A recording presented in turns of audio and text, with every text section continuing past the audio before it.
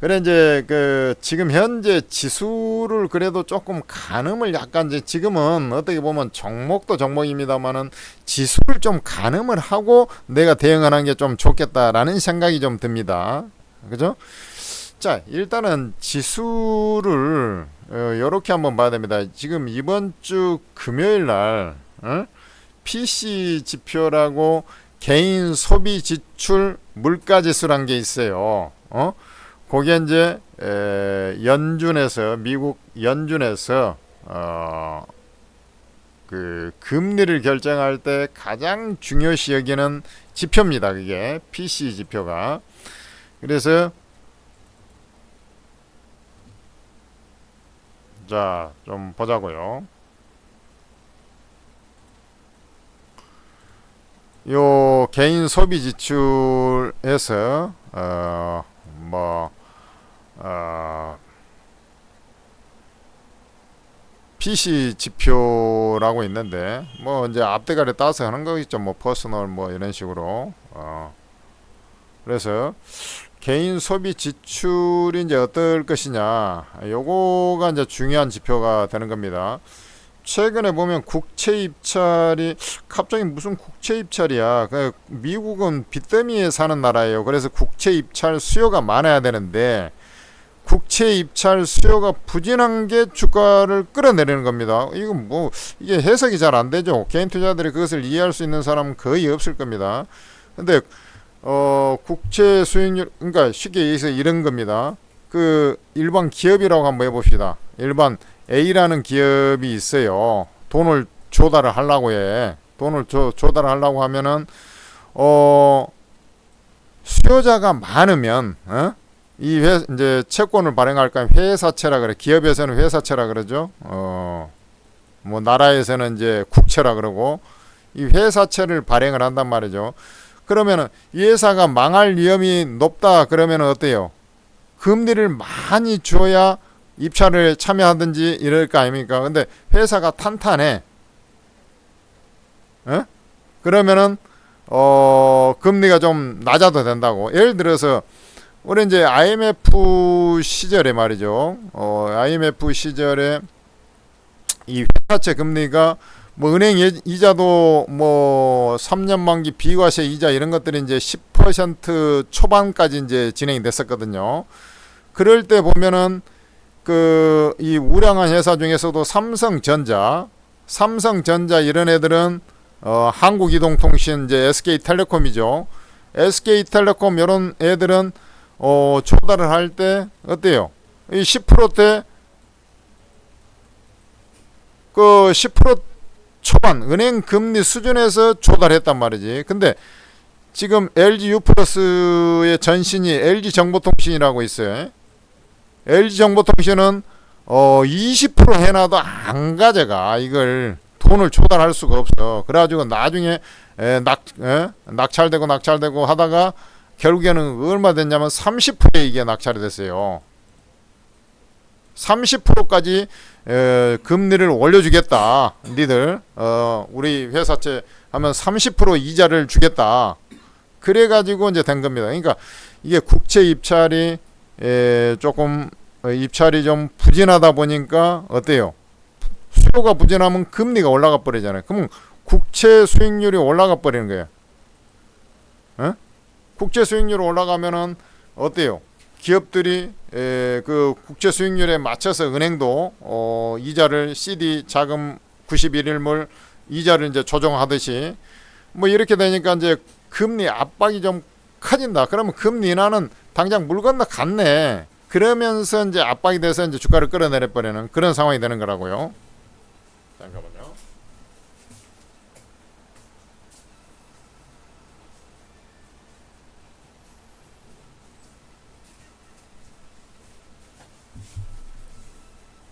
모르는 데서 전화가 와가지고 여하튼간에 이제 이런 상황이야. 그러면은 이제 이것을 좀 카바링 할 수 있는 뭔가 나와야 되는데, 자, 이 물가를 낮춰주는 요소, 고금리를 낮춰주는 요소는 결국에는 인플레가 좀 떨어진다라는 시그널이 나와줘야 되는데 그게 이제 아까 PC 지표라는 거죠. 자, 그래서 PC 지표는 미국은 제가 분명히 말씀드렸는데 여러분들 쭉 참여하신 분들은 알겠지만 미국은 우리나라하고 틀려가지고 미국은 우리나라하고 틀려가지고 이 물가 지표에서 중요한 사안이 두 가지가 있는데 주택 가격, 얘들은 다시 한번 리바이벌을 하면 주택 가격이에요. 그 다음에 우리 이제 유가, 미국은 기름도 납니다만은 그래도 유가라는 게 기름이 워낙에 이제 중요한 비중을 차지하는. 우리나라는 주택이 아니고 우리나라는 뭐 채소 가격 같은 그런 식료품 가격, 채소 등을 비롯한 식료품 가격, 요게 이제 우리나라는 주택 대신에 유가, 기름도 안 나고 우리나라는 뭐 잘난 게 없어. 그러니까 늘 외국의 눈치를 보고 살 수밖에 없는 그 땅덩어리 좁다 보니까 어쩔 수 없습니다. 이제 이런 거예요. 미국은 이 땅덩어리가 넓어가지고 미 동부 서부 쪽 캘리포니아 이런 데는 진짜 뭐 그 오렌지를 따도 뭐 기계로 갖다 대놓고 나무를 흔들어 갖고 떨어진 놈은 버리고 뭐 이런 식으로 할 정도로 농산물이 많이 나지 않습니까? 그러니까 얘들은 별로 신경 안 써. 근데 주택이 이제 요 가격. 근데 이제 요렇게 봐야 된다고. 이 주택이라는 게 걔들은 전세가 없어서 월세라 그랬죠.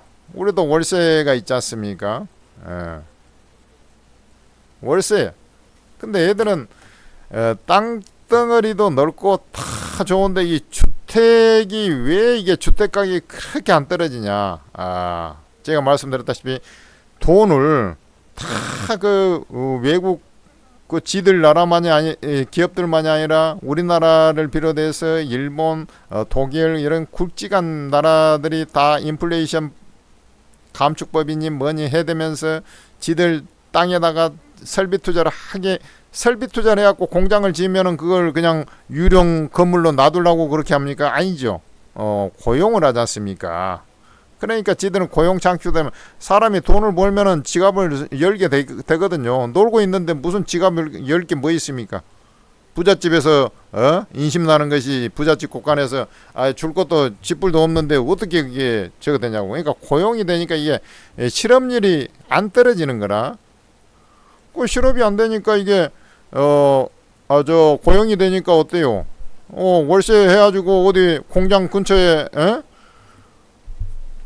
뭐 자리 잡고 월세해서 돈 벌어먹고 살아야 될 거 아닙니까?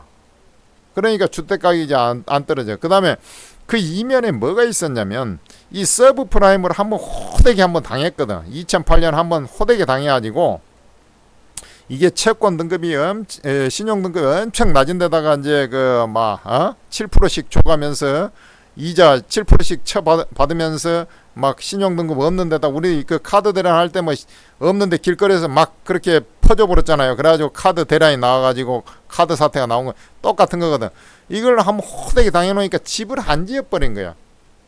그럼 이게 고용은 느는데 이게 서프라임 이것 때문에 집을 안 지어 공급이 부족해 버리니까 우리나라하고 틀리게 물가가 잘 안 떨어지고 유럽이나 이런 데에 비해서 물가가 잘 안 떨어지고 유럽도 선진국이 대다수가 많죠. 상당히 서유럽 쪽은. 근데 애들처럼 이 고용이 활성화가 안 돼 있다 보니까 물가가 떨어져. 근데 미국 같은 경우는 쉽게 잘 안 떨어지는 거라. 그래서 하나 유일하게 볼 수 있는 것은 이 유가의 어떤 추이란 얘기죠.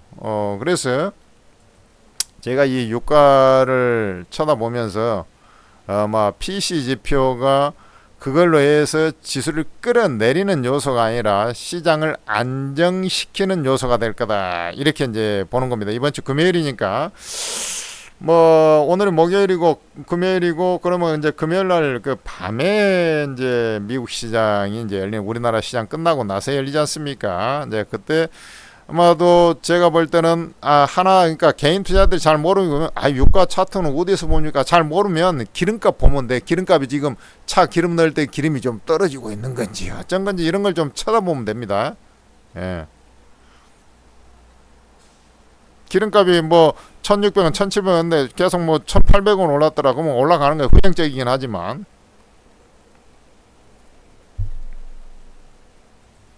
그래 이걸 한번 보면은 원유 가격이 이제 바닥에 와서 조금 최근에 좀 들어 올려 버렸어 이게. 예? 유가가 이제 뭐 다시 중동 좀 미사일 좀 발사 뭐 이런 건도 있었고 국제 입찰 수요가 좀 줄면서 오른 것도 있고, 여하튼 이제 이게 좀 한번 추세를 약간 여기서 좀 깨고 내려갔다가 여기서 요런 어떤 지지를 좀 깨고 내려갔다가 살짝 위로 올라가고 좀 별로 기분이 안 좋아요. 저는 이 사실 요게 지금 70달러 후반에 있었는데 이게 70달러 전후까지 내려가잖아요. 그러면 틀림없이 이제 금리 인하 이게 막 가시권에 이제 접어드는 거거든요. 저 틀림없이 그렇게 갑니다. 나중에 한번 봐봐요. 70달러 이게 한 단계 더 레벨 다운이 나왔고 70달러 초반 뭐 70달러 전후에서 이게 하향 안정화 되잖아요. 그러면 이게 2%대로 들어오게 돼 있어요. 그러니까 다른 거 볼 거 없어요. 유가만 딱 쳐다봐도 답이 나와 있습니다. 경기가 침체되면 기름 수요가 줄어들 거다 해가지고 유가 떨어지든지 이렇게 되는 거거든요. 그리고 이 선물 지수가 현물보다 조금 더 빨리 움직이는 거기 때문에 매매 예약거래 이게 설명하면 또 상당히 어렵고 또 난해하니까 내비두고, 어쨌든 이게 좀 떨어져야 된다고. 근데 이게 좀 올라가지고 아리까리하죠. 그렇지만은 전체적으로 한 달 평균을 보면 그 전달에 비해서 어때요? 조금 하향 안정화돼 갖고 옆으로 끼고 있는 거잖아요. 그래서 아마 이제 이게 한 번 더 떨어져 버렸으면 사실은 좀 좋을 것 같은데 뭐 그러질 않고 다시 올라가지고 그 박스권은 이제 회귀해 갖고 있는 그런 마당인데, 그래서 내일 정도 빠지게 되면은 뭐 이런 자리 오늘 이제 뭐 빠지고 뭐 내일 빠져봐야 얼마나 빠지겠습니까? 이제 좀 관망세 소폭 그대 여진이 살짝 나오면서 이제 진행이 되지 않겠나 뭐 이런 이제 생각이 좀 드는데, 그러고 나면 PC 지표가 나오면서 그래도 뭐 좀 안정이 좀 돼가고 있네 뭐 이러면서 이제 투자 심리가 좀 개선이 되고 뭐 2차 전지주 박살이 나고 있는데 그러면서 이제 진정이 되고, 그럼 그 대신 이제 기술적 반등을 살짝 하더라도 뭐 이게 지금 아까 유가가 다시 올라와 버렸잖아요. 그러니까 유가 하나만 딱 보고 얘기할 수는 없어요. 그러지만 쉽게 설명하려고 그걸 아까 얘기하면 제일 중요한 게 유가라는 공통 분모가 전 세계 공통 분모가 유가라는 거죠. 응? 그래서 요렇게 좀 보면 된다 이거죠.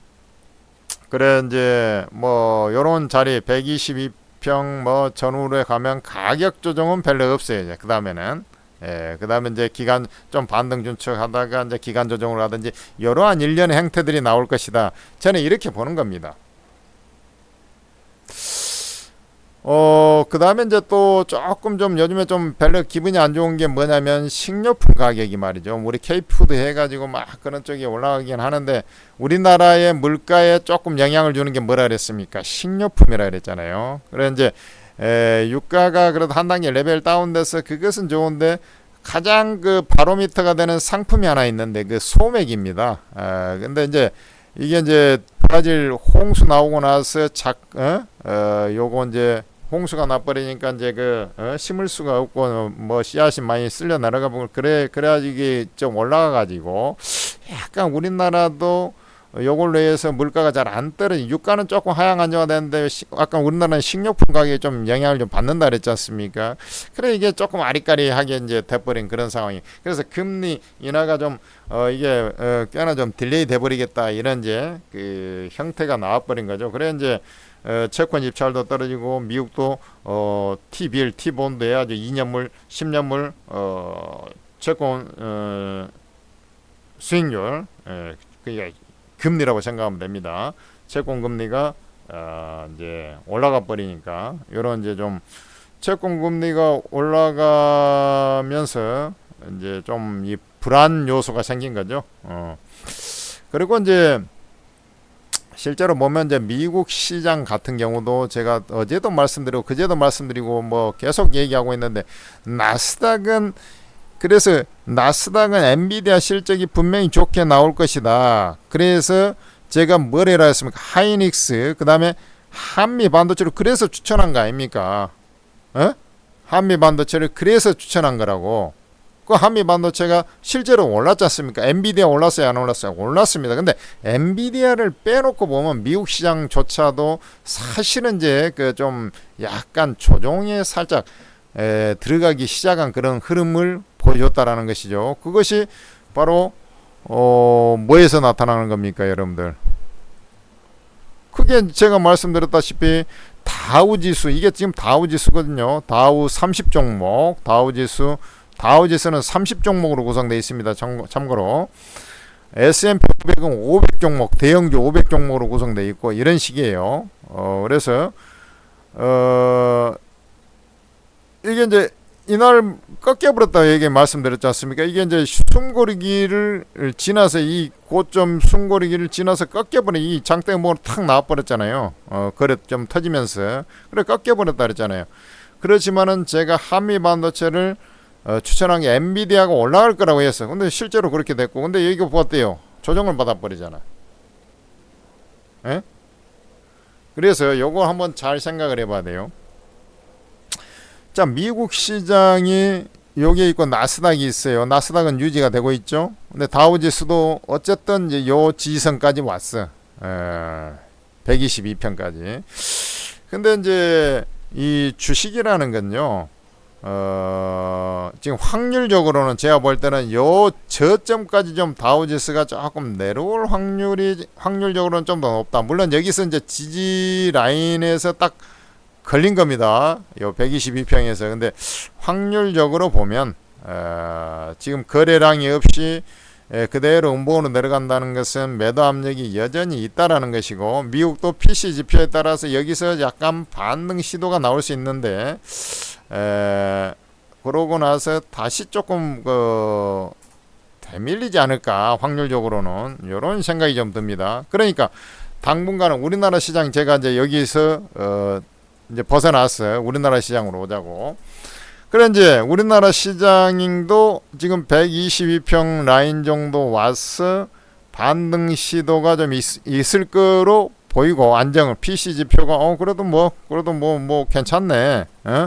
그게 뭐 서프라이즈하게 이제 하락이 되고 PC 물가지수가 이러지는 않겠습니다만은, 그래도 이제 둔화되면서 그래도 괜찮네, 무료했던 것보다 낫네, 이렇게 가면서 반발 매수가 들어오겠습니다만, 아까 다우지수를 기준으로 하면 얘가 요 갔다가 한 번 더 밀릴 수도 있어요. 그러니까 그것은 이제 뭐 형태를 좀 봐야 되겠죠. 봐야 되겠습니다만은, 얘가 지금 요렇게 갔다가 먼저 좀 반발 매수에 들어왔다가 여기서 좀 지탱하려다가 이게 좀 한 번 더 밀려가지고 그러니까 추세적으로 보면 지금은 이제 이러한 추세를 형성했고요. 그죠? 지금 그 자리지 않습니까? 지금 와 있는 거야, 그 자리에. 그 다음에 지금 이러한 추세를 보여줄 가능성이 있다라는 거죠. 그러니까 지금 요 자리에 왔다가 어때요? 저가 매수에 들어와서 이제 그 자리 지탱을 해보려고 하는 그런 자리이고, 그 밑에가 121선 있는데 일시적으로 좀 아까 다우지수의 기준 맥락에서 보면 여기까지 살짝 더 밀렸다가 갈 수가 있겠다라는 거예요.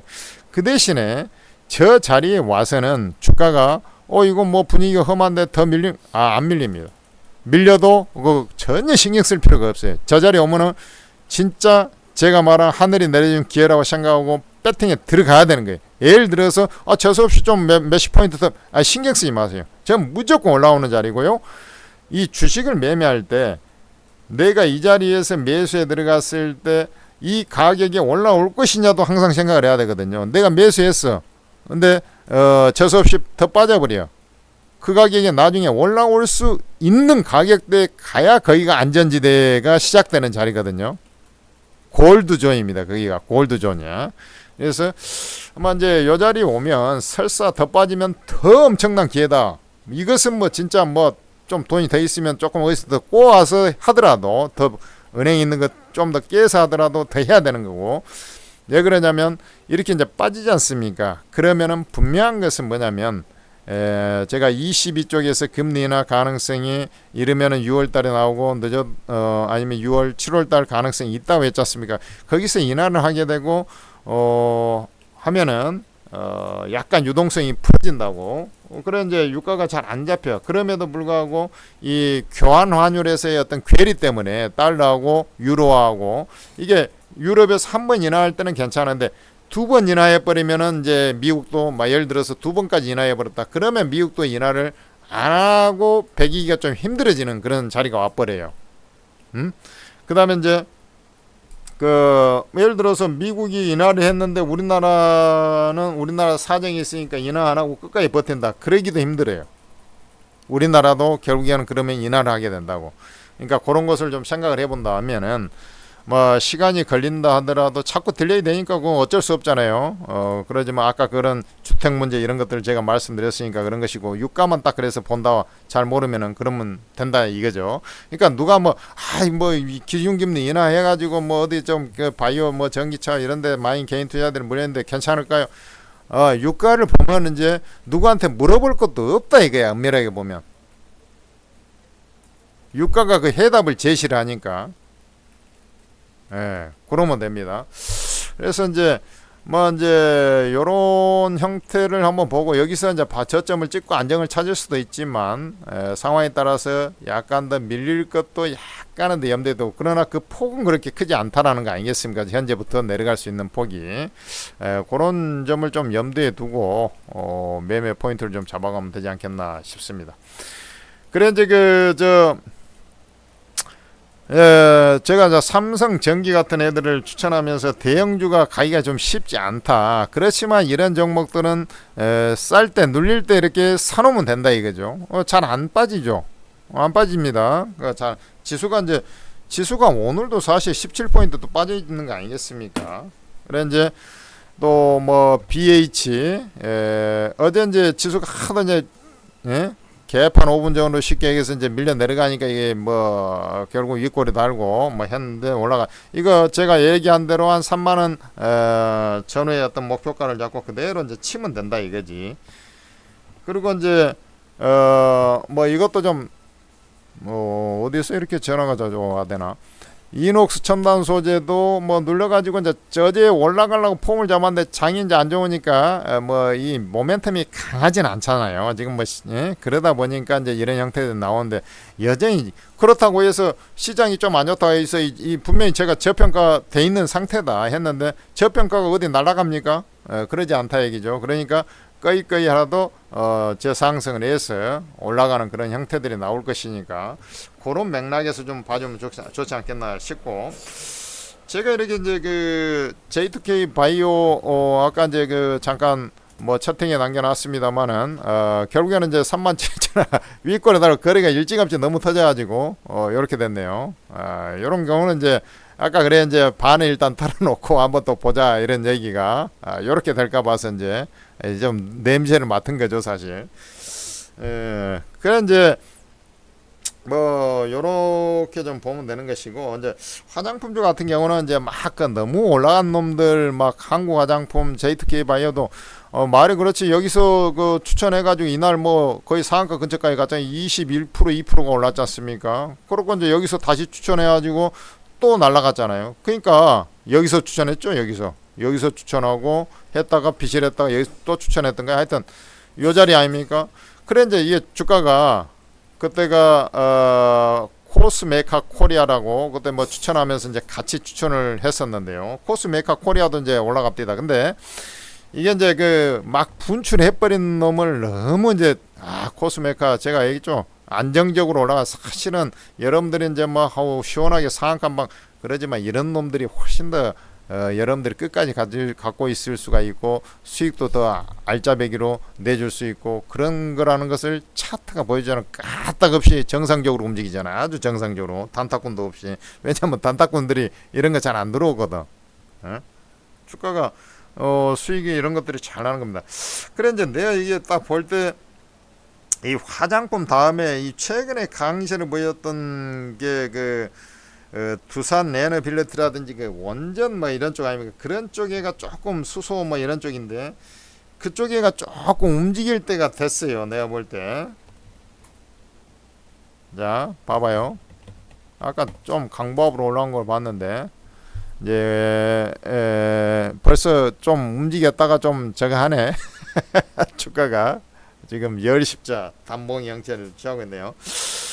이제 여기는 이런 자리하고는 좀 틀리죠. 여기는 이제 단타를 병행하는 자리인데요. 벌써 이제 좀 플러스 갔다가 왔네. 그러면 이제 단타 선수들은 단타 선수들은 이런 게 그냥 딱 잡으면 10% 20%탁 먹고 나올 수 있는 그런 자리거든요. 벌써 조금 요놈도 좀 땡겨놨네. 지수가 지금 조금 코스닥이 좀 땡겨서 그런 모양인데요.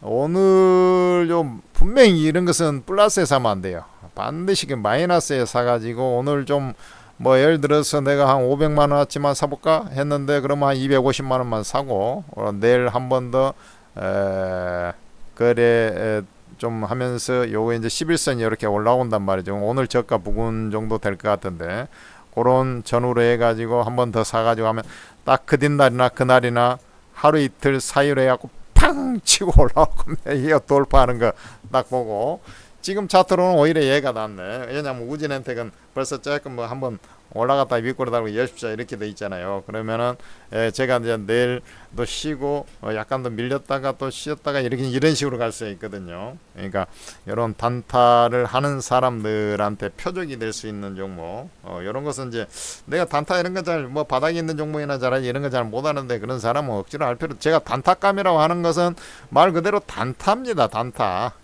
그런 맥락에서 좀 접근하면 좋지 않겠나. 요 정도 뭐 얘기하겠습니다. 그러니까 주가가 마이너스에 사야 될 종목이 있고요. 쳐 올라갈 때 사야 될 종목이 있는데 지금 이러면 뭐 하도 요즘에 뭐 단타꾼들이 빨리 해먹어 가지고 뭐 오후에 올라올 수도 있고 그런데 그래서 이제 그럴 때는 좀 애매하다. 오늘 오를 수도 있고 내일 오를 수도 있고 내일까지 빠졌다면 모레 오를 수도 있고 예를 들어서 그런 자리에서 그래서 이런 경우는 두 번에 나눠서 아니면 뭐 매매할 때 433 어차피 단타를 치려고 들어간 거잖아요. 그러면 5로 매수하든지 433으로 매수하든지 그렇게 하는 거예요. 근데 내가 매수하려고 했는데 입질만 했는데 올라가보다 그러면 영향가 없지 않습니까? 매수하려고 마음 먹었으면 일단은 딱 발을 내디뎌야지요. 앞으로 내디뎌야지 앞으로 갈 거 아닙니까? 딱 그런 매매 패턴을 갖고 그것은 나름대로 원칙을 갖고 매매하면 되는데 분할 매수해야 할 때하고 한 방에 질러버려야 될 때가 있는데 이 바닥에서 이제 계속 노리던 종목이 예를 들어서 빵 치는 자리잖아요. 이렇게 했다가 그 뒷날 쉬는 경우도 있습니다. 그렇지만 이런 자리는 한 방에 빵 질러버려야 되는 자리잖아요. 그죠? 차트를 보면 그 이제 예를 들어서 이런 자리에 그 뒷날 살라고 해. 그러면 뭐 분할 매수를 두 번에 거쳐서 한다든지 이런 자리에서 매매 두 번 아니면 세 번에 이렇게 조금 더 왜냐면 주가가 올라갈수록 이제 확률도 변동성도 커지고 확률도 막 들쭉날 이런 게 좀 있거든요. 그러니까 거기서 들쭉날쭉 할 때 벌써 뭐 아이 사자마자 5% 깨자고 손절 나가는데 그냥 급반등 해본다는 이런 얘기가 나와버리거든요. 그래서 단가를 좀 낮춰가면서 그건 물타기가 아닙니다. 원래 그렇게 하려고 하는 것이니까 그런 식의 매매 접근이 되면은 아마 이제 또 아이고 주말에 술값 좀 벌고 외식값 좀 벌고 아이고 스트레스 좀 풀고 바람 좀 어디 1박 2일 바람을 쐬야 되겠다.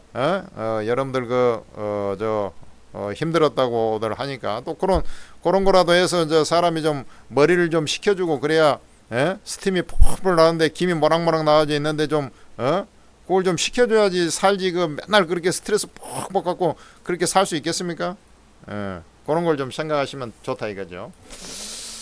자, 요 정도에서 그 마감을 짓겠습니다. 그래서 제가 마이크 토싱을 하고 저는 이만 물러나도록 하겠습니다. 이제 쓸만한 종목이 있을 때는 제가 동영상도 거기다가 아예 이미지에다가 매수해야 된다 글로도 뭐 이렇게 해놓고 하지 않습니까? 그러니까 천재투자TV 어차피 뭐 구독하신 분들이 지금 들어와 있고 한데 구독하셔가지고 한 번씩 좀 훑어보고 뭐 없으면 없는 것이고 뭐 그런 것이니까 또 쓸만한 거 그때도 이제 뭐 주말에 나왔을 뭐 테크윈 괜찮고 대주전자 정도 대주전자제로 비실하다 오늘 결국은 분출하지 않습니까? 그러니까 쓸만한 놈들은 또 그런 것을 좀 분석을 간단하게라도 해주니까 그거 참고로 해가지고 뭐 기법도 배우고 그 자체가 기업을 간단하게 읽는 방법이거든요. 그러니까 그런 것들은 해서 이제 하면은 도움이 좀 될 거라고 보겠습니다. 저만이 아니라 또 유능하신 분들이 또 두 분이 이 업계에 유능한 최고의 전문가님들이 또 같이 하고 있지 않습니까? 그러니까 그거에 또 맞춰가지고 하면 좋지 않겠습니까? 여러분들 다 돈 벌려고 하는 거니까 여기저기 끼웃끼웃 해봐야 뭐 이 말 틀리고 저 말 틀리고 안 돼요. 그러니까 내가 이제 그 원칙을 좀 갖고 가이드가 있어야 된다고. 가이드가 거기에 맞춰가지고 매매하면 좋지 않겠나 싶습니다. 여기서 마감하겠습니다.